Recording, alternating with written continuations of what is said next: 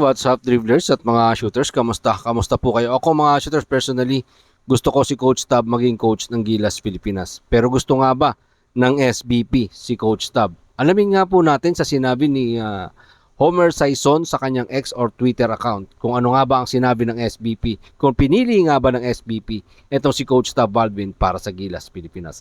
Coach Chito Victolero may inamin at mabigat ang hamon na kinakaharap kontra sa talk and text tropang Giga. Sa pakikipagsagupa ni Coach Chito, medyo mabigat yan yung talk and text. Tara, pag-usapan natin yan.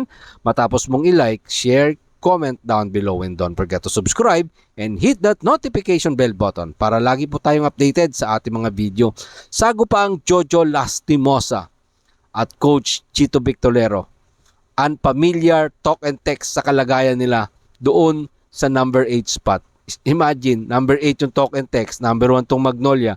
Dati, di ba, nakikita naman natin yung talk and text, number 1, number 2, number 3, pumapasok doon sa top 4. Pero ngayon, nakakapagtaka, nandun sila sa number 8. Pero yan nga po, ito nga pong talk and text dahil napakadaming injury. Ano nga ba ang inamin ni Coach Chito Victolero para sa pakikipagsagupan nila sa talk and text? Well, mabigat nga po yan ang hamon dito sa Magnolia. Hindi po birong makasagupaan etong mga kakampi at nagbabalik na si Roger Ray Pugoy sa talk and text tropang Giga.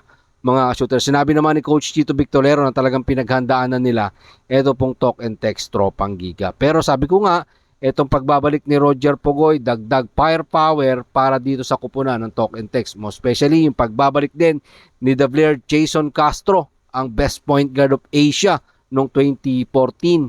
Mga shooters, another dagdag pahirap para sa Magnolia Hotshot etong si Jason Castro. Dahil once na pumutok ito, inside and out, pahihirapan ka nito when it comes to scoring yung katulad ni Jason Castro. So dapat dito sa Magnolia, talagang may plano sila. Well, sinabi naman ni Coach Chito, talagang pinagpaplanuhan nila. Mo especially isa pa, sa dapat i-consider ni Coach Chito Victolero, etong si Calvin Optana na papausbong na superstar ng PBA.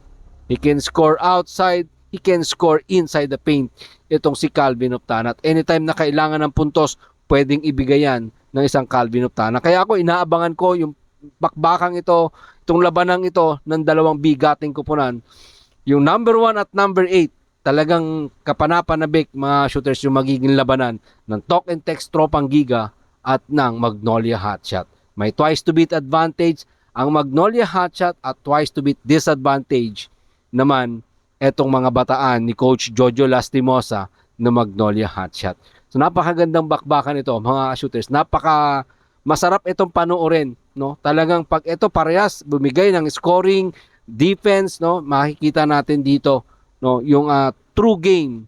Dahil ito pang championship na to, pwedeng pang semifinals na bakbakan na etong pwedeng mangyari dito sa dalawang kupunan na to na Magnolia Hotshot. At sinabi nga ni Coach Chito Victolero, talagang pinag-aralan na rin naman nila ang talk and text tropang Giga at pinaghandaan na rin nila ang mga posibilidad na pwedeng mangyari sa laban nila ng talk and text. And hopefully, siyempre, mapangatawanan yan ng mga bataan ni Coach Chito Victolero. At punta naman po tayo sa usapang Gilas Pilipinas. Ito nga pong SBP ay nagtalaga na or may nakakausap na head coach para po umupo sa ating pong kupunan na Gilas Pilipinas.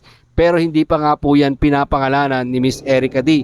At sinasabi pa nga po nila na may mga kinukonsider sila. Pero sabi nga po ni Homer Saison, ang mabigat doon, hindi man lang na-consider etong si Coach Tab Baldwin para umupong muli na head coach ng Gilas Pilipinas. Or kahit maging assistant coach man lang kung ayaw nilang head coach si Coach Tab Baldwin, mga shooter. Sabi nga ni Homer Saison na talagang hindi po natawagan si Coach Tab Baldwin ng SBP para umupong head coach or consultant or whatsoever para po sa ating kupunan na Gilas Pilipinas. Dahil napakadaming tournament na sasalihan yung Gilas Pilipinas.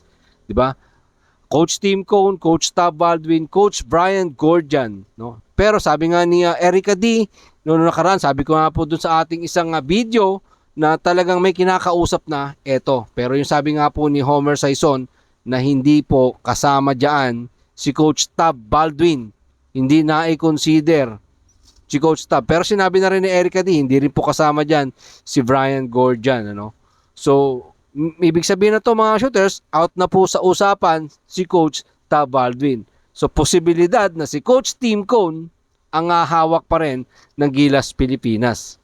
Pero sabi ko nga again mga shooters, wala pang pinapangalanan ng SBP kung sino, 'di ba? Yan pare-parehas po tayo sa ngayon na pawang katang-isip pa lang, no, yung ating mga nakikita dito sa plano ng SBP para po sa ating Gilas Pilipinas. Di po natin alam kung kailan nila papangalanan yung susunod or papalit na head coach kay Coach Tim Cone or kung si Coach Tim Cone pa rin ba ang iuupo nilang head coach ng Gilas Pilipinas sa loob ng 4 na taon, or si Coach Chot Reyes pa rin ba, or si Jos Reyes ba ang uupo. Hindi po natin alam kung ano talaga ang nasa utak ngayon ng SBP. Pero hopefully mga shooters, yung sinasabi ni Miss Erica D, magandang plano para po sa ating kupunan na Gilas Pilipinas. Kasi tinitingnan po nila dito, hindi lang yung February window para sa Asian Game, para sa FIBA Asia, no, kundi hanggang 2027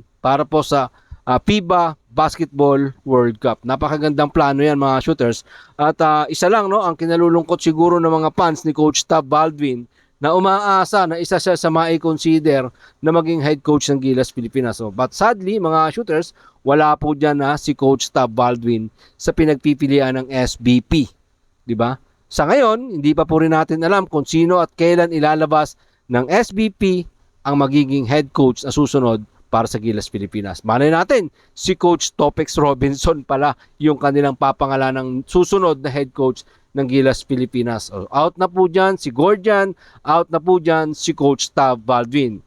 Diba? So, dalawa na lang po yan. Either kung sino man po yan, abangan po natin sa mga susunod na panahon para po sa ating kupunan na Gilas Pilipinas. Marami pong salamat sa inyong panonood.